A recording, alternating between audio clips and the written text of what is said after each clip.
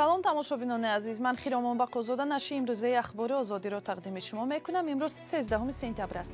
Таваҷҷӯҳ кунед ба сархати хабарҳо.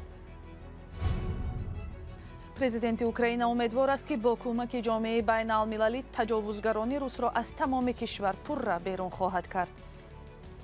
از آغاز ماه سپتامبر سربازان ما 6000 کیلومتر مربع خاک اوکراین را در شرق و جنوب آزاد کردند. جزئیات خودکشی زن 23 ساله در ناحیه رشت شوهر طلاق داد و کودک را گرفت. خانه پدری او را قبول نکرد. من تلفن کردم که اوچا بیایم نبره، گفتم که دختر جون ای خونه نبرو که طلاق نشوی. فیلمی کارگردان زندانی تاجیک عبدالله غربتی درباره نورس عرابکش صاحب جایزه جشنواره بین‌المللی байқонур در قزاقستان شد. владимир зеленский раис ҷумҳурии Украина аз кишварҳои ғарбӣ хост ба интиқоли аслиҳа барои нирӯҳои кишвараш суръат бахшанд, то онҳо қаламравҳои бештари Украинаро аз дасти нирӯҳои Русия бозпас бигиранд. Ин даъват дар ҳоле садо дод, ки ба гуфтаи ӯ аз аввали сентябр то имрӯз нирӯҳои украинӣ 6000 километри мураббаъ қаламрави кишвари худро аз дасти нирӯҳои русӣ пок карда артиши рус наздиктар ба сарҳади Русия ақибнишинӣ мекунад. охирин таҳаввулот дар гузориши Тоҳири Сафар.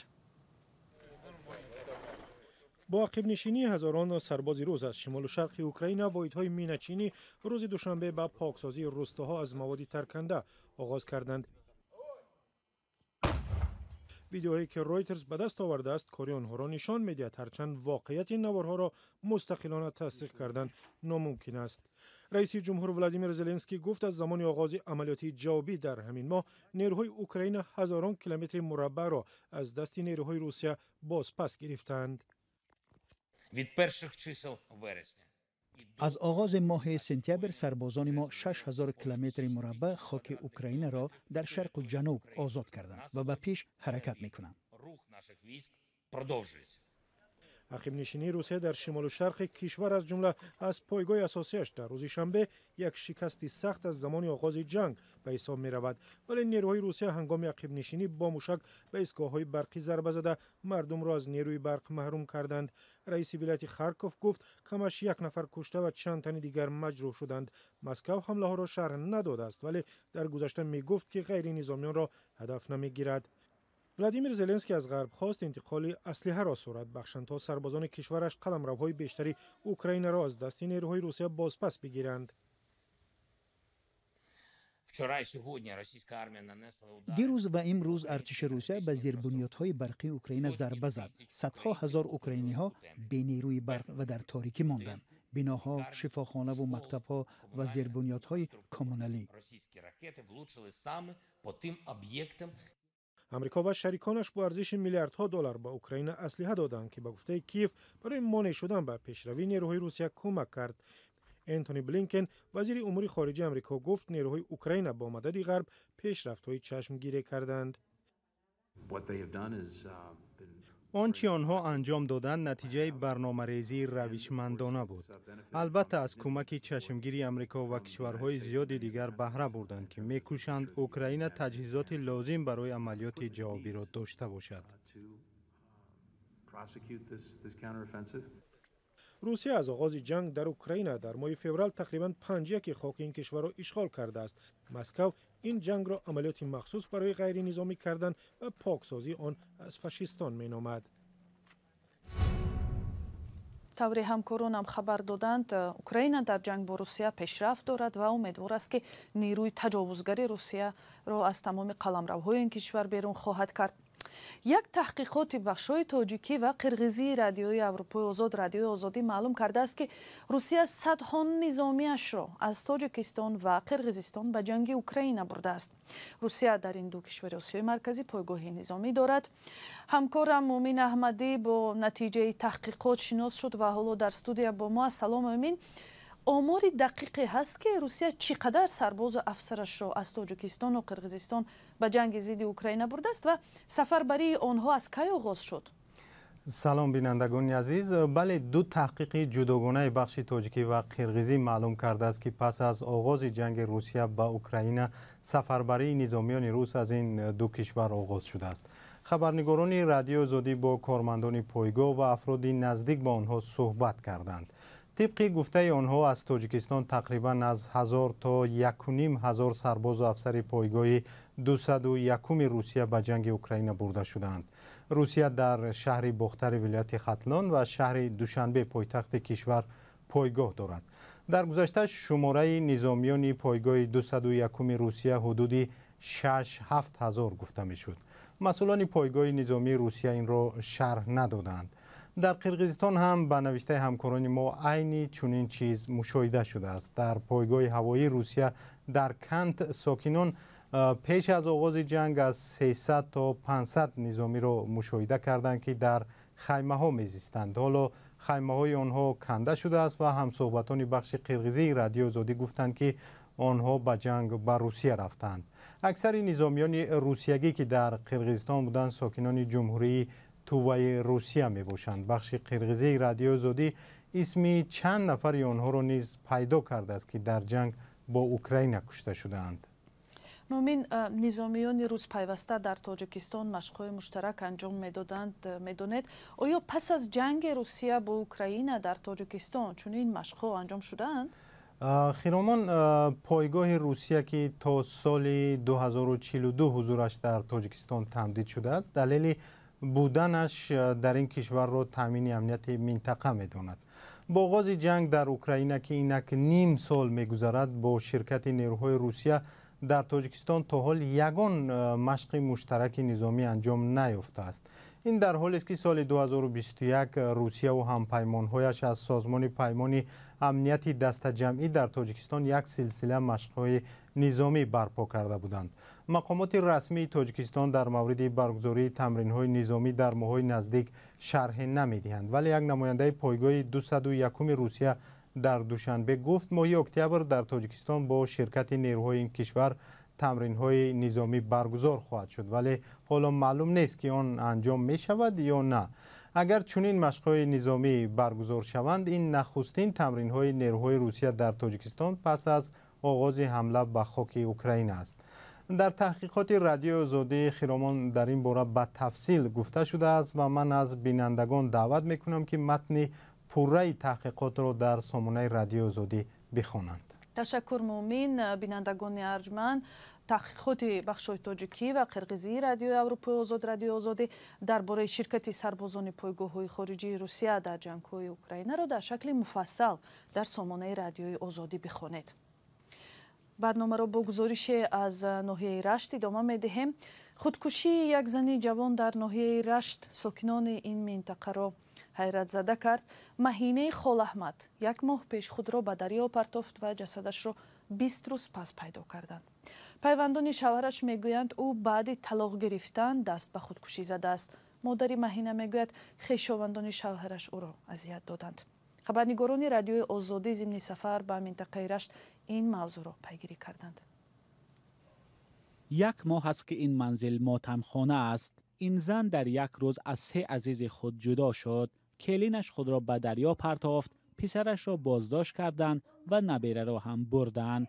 میگوید صبح آن روز شوم پسرش گفته است که همسرش را طلاق داد. اومدم که کلین اینجا رفته است. این با خونه کلینه، بچه درسیه.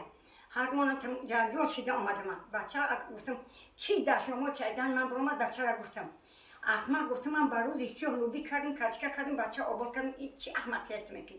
همینجا آمدیم که کلن داری کلن خوبیده است در میسار که برای اکنه میدونم که بچه خاطر اونجا رفته باشم. بعد آمدم تا کودک بچه مایدست کلن گیرید. من گفتم نمیگیریم بچه جو. من در حالت پسر تقبل میکنم که مثال مادرش قطیش باشم. من دستم شکستگی، عمرم رفتگی. من چه خیلی نگاه میکنم.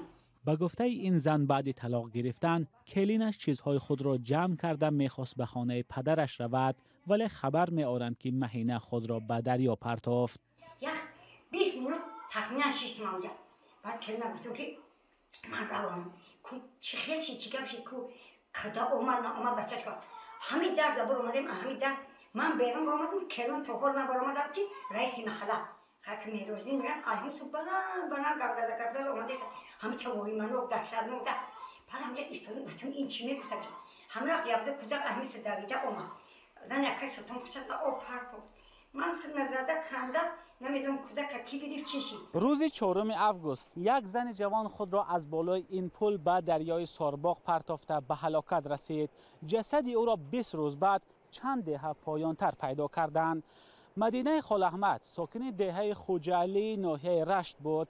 فعلا شوهرش را با گمان به خودکشی رساندن او بازداشت کردند. خودکشی مهینه خالاحمد در شبکه‌های اجتماعی واکنش‌های زیاد را به میان آورد. برخی ها نوشتند گویا بعد طلاق گرفتن پدری مهینه راضی نشد که او را از خانه شوهر آورد.